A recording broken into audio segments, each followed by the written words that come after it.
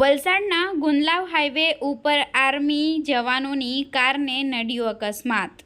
તારીખ 22 ઓગસ્ટ ગુરુવારના રોજ 6:30 કલાકની મળતી માહિતી મુજબ વલસાડ હાઈવે પર પડેલા ખાડાને લઈ અકસ્માતના બનાવો વધી રહ્યા છે।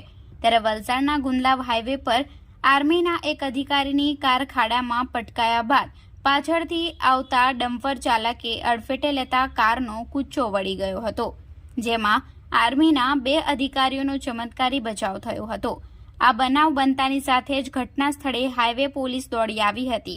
આ અકસ્માત અંગે ઘટના સ્થળેથી મળતી વધુ માહિતી મુજબ સુરત તરફથી બલેનો કાર નંબર DL9CAP 0807 માં આર્મીના 2 અધિકારીઓ મુંબઈ તરફ જઈ રહ્યા હતા, જે દરમિયાન વલસાડ હાઈવેના ગુંદલાવ નજીક ફલા હોટલની સામેથી પસાર થતા હતા। તે સમયે તેમની બલેનો કાર ખાડામાં પટકાઈ હતી, જેમાં પાછળથી આવી રહેલા ડમ્પર ચાલકે આર્મી અધિકારીની બલેનો કારને અડફેટે લીધી હતી, જેમાં કારનો કૂચો વળી ગયો હતો। સદનસીબે કારમાં સવાર આર્મીના બંને અધિકારીઓનો ચમત્કારી બચાવ થયો હતો।